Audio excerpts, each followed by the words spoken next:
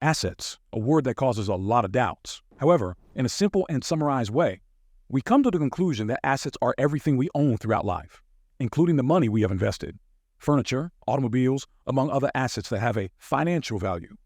Okay, but now imagine with me, someone who has such a large asset in which only 0.01% of this asset means hundreds of thousands of dollars.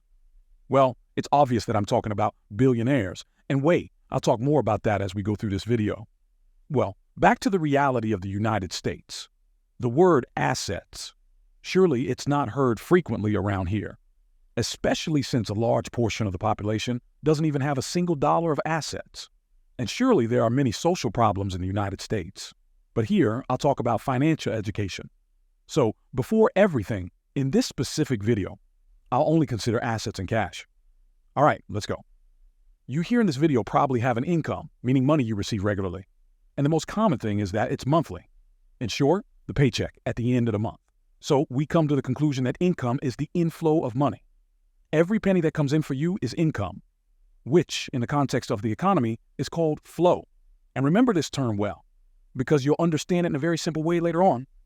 All right, now when talking about assets, it's not just the inflow of money, but the accumulation of money, the storage of that money, which in the context of the economy is called stock.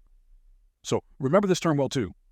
And in a very summarized way, let's say an example of someone who has nothing in assets, zero, who received an inheritance of $10,000.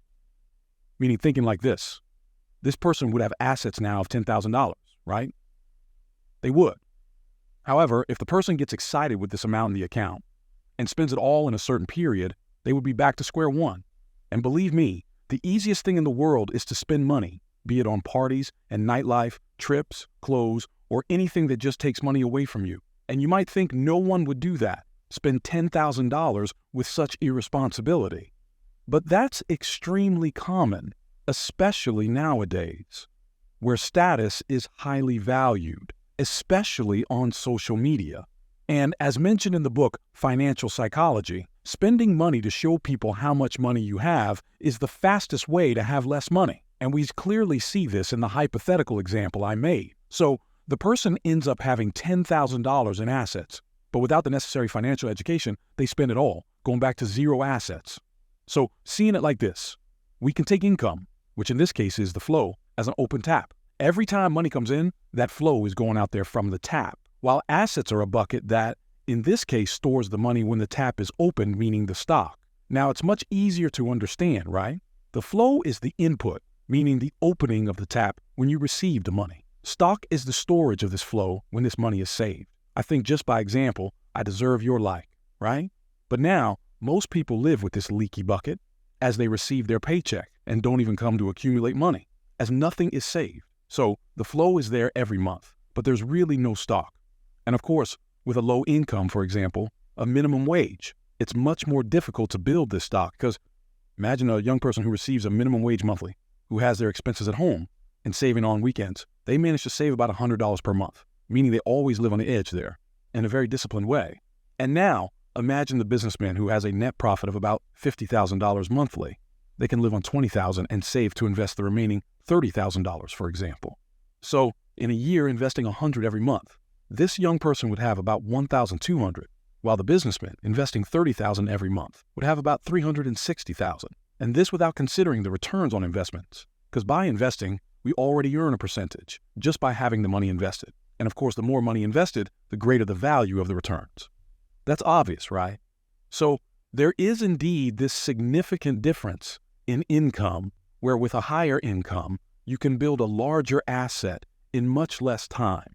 However, the concept of income and assets remains the same, because if the businessman, for example, receives his $50,000 monthly and keeps spending it all every month, they won't accumulate any personal assets, as the tap will open with a high flow of money. But the flow will go straight out with the leaky bucket, meaning there's a high monthly cash inflow, but there's also a high monthly cash outflow. And for you to better understand this concept of income and assets and how the act of saving money to invest can improve someone's financial life, imagine two people with a salary of $5,000 per month, meaning they both have the same income, the same money coming in. However, one of them worries about studying investments, investing about $2,000 every month to build an asset over time, while the other keeps spending it all every month without thinking about tomorrow. So, thinking about a period of 5 years, the one who invested, but only would have built a good asset of $135,000. And just from the monthly returns of having this money invested, their income would have increased, as they would have their normal salary from their job, plus the returns from the investments they made. And this considering a low percentage return per year with a conservative investment portfolio of low risk. However, there are other more profitable investments that have a slightly higher risk. All right, now, the person who spent all the $5,000 every month, I don't even need to say that they continued with zero assets. Okay, now, you understood perfectly this question of income and assets. However, have you ever stopped to think why millionaires and billionaires manage to not only earn money, but also stay rich? I did a brief research on the investments of millionaires and billionaires in the United States and around the world, and I came to the conclusion that, in general, they never have a single source of income, but several. All right, a classic example of this is Bill Gates. He owns Microsoft, and everyone knows him because of that. But what few people know is that he is the largest owner of agricultural properties in the United States, meaning a completely different sector from Microsoft, which is technology. So even if the Microsoft company were to go bankrupt, Bill Gates himself wouldn't go bankrupt because of that, because he has other investments that will be there generating his income. And diversification is the most basic thing when it comes to investment in businesses, because all cycles have a portion invested in different sectors. Because if one sector goes bad, the other will be there generating income. So he may lose on one side, but he'll gain on the other. And thinking about this, let's go to the rule of 0.01%. I saw something about this a while ago and thought about bringing it here on the channel as a curiosity. Remember the hypothetical example of the young person who receives a minimum wage and saves $100 per month. So in a year, they would have about $1,000 in assets, meaning if they receive change, for example, 10 cents, that would represent for them only 0.01% of their assets. Nothing significant, right? Now, someone with assets of $100,000 would have to receive $10 to equate to 0.01% of the assets. It's still a low value, but it's no longer in the cents. But what if we think about a millionaire and they have exactly $1 million in assets? It wouldn't be just $10 anymore.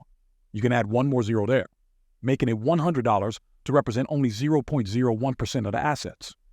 And this becomes extremely out of the ordinary when we imagine a billionaire who has $1 billion in assets, and that only 0.01% of the total assets equates to nothing less than $100,000. And this is the gap that differs a billionaire from another billionaire. We see that the difference is staggering. And what I wanted to show with this, besides the curiosity of the information, is that we have to value the money we have at the moment, every dollar, but of course always with the ambition to evolve financially. So we see that increasing income is essential to increase assets over time. But obviously, as long as we also have the financial awareness not to spend everything we earn and invest the right way. A good way to get away from this is to invest in a good way, to build up dividends, even if you start off small. I talk more about this in the video that's here on the screen. I recommend you take a look. Thank you very much for watching the video up to this point, and until the next one.